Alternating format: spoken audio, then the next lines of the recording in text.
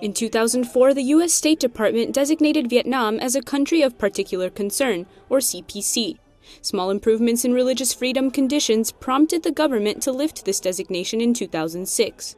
Now, an alarming rise in the number of prisoners of conscience is prompting the United States Commission for International Religious Freedom, USCIRF, to urge the government to put Vietnam back on the list.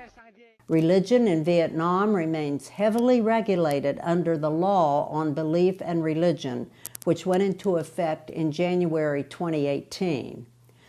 While the law did introduce some positive changes, such as recognizing religious organizations as legal persons, it also requires religious groups to register with the government. This same law has also been used by Vietnamese authorities to crack down on religious ceremonies. It's part of the government's wider attempt to subdue human rights defenders, even those who advocate peacefully, like Nguyen Bach Truyen and Pastor A. Dao. Mr. Truyen is a Wahao Buddhist who advocated on behalf of religious communities and prisoners of conscience. In April 2018, he was sentenced to 11 years imprisonment. Pastor A. Dao led an unregistered church for Montagnard Christians.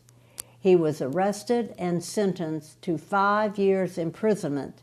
Now USCIRF is actively working to obtain both men's liberation.